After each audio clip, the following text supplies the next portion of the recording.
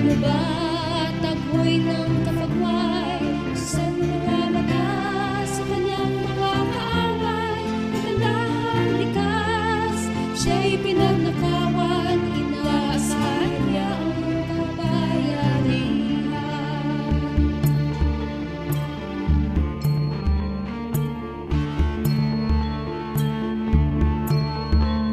Ang bagyo ng kahapon, malinis at luntian, yakap ng ihip ng hanging amyanan, pagmamalasakit ang kailangan, kanyang karitan muling masisilayan.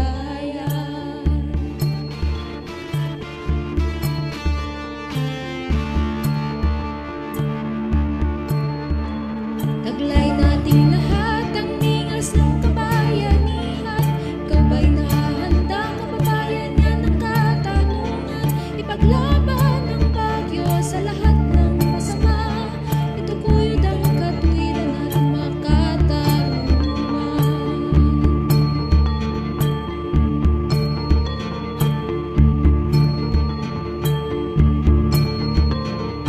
Ating pasalamatan mga kababayan, kanilang kadakilaan sundan at tularan. Ating parangalan, kanilang mga pangalan, at ipabunyi mapakailanman.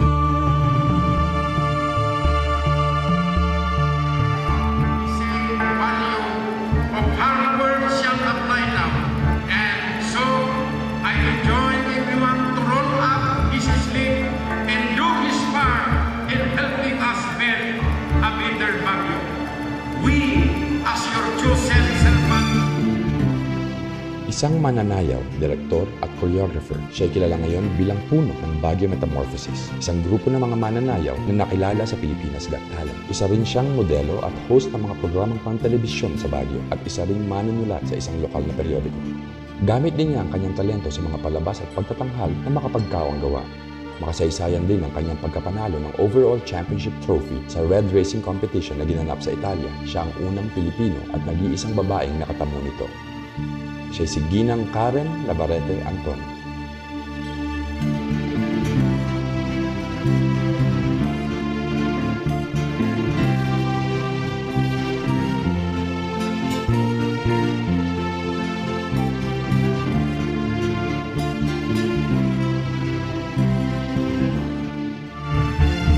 Isa siya ngayong retiradong alagad ng edukasyon.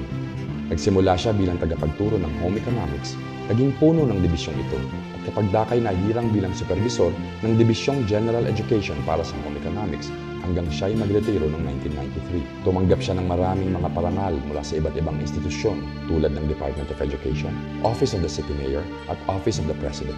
Aktibo siya sa iba't ibang proyektong pangkomunidad at kilala rin bilang ina ng mga may-ari ng isa sa mga maituturing na kilalang institusyon sa Baguio, ang Danes Bakery. Siya si Ginang Lourdes Florendo Belli.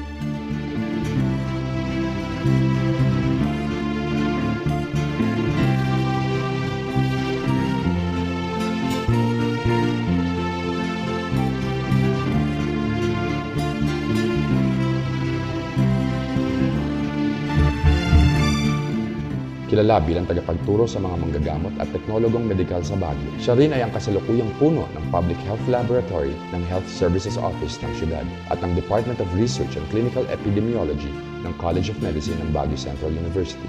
Nagsilbi siyang inspirasyon sa kanyang mga kasamahan at ang kanyang mga kahanga-hangang kontribusyon sa iba't ibang mga research at training programs, lalo na ukol sa renal disease control at drug-dependent rehabilitation, ay pinakinabangan ng daang-daang mga pasyente at mga manggagawa sa larangan ng serbisyong pangkalusugan. Siya ay si Dr. Zoraida C. Clavio.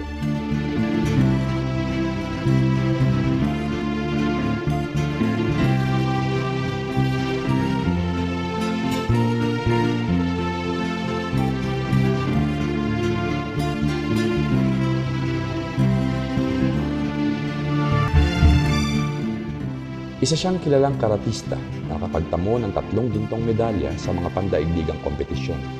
Minsan sa World Karate Championships noong 1993 at 2 beses sa World Karate Confederation noong 2007 at 2009. Ngunit siya'y kilala ng mga taga-Baguio dahil sa kanyang mga proyektong mapagkawang gawa sa pamamagitan ng Shoshin Kinder Health Humanitarian Foundation, kung saan siya ang puno na tumutulong sa mga mahihirap at mga kabataang may karamdaman sa Baguio at mga karating bayan mula pa noong 2004. Siya ay si Ginoong Julian Chees.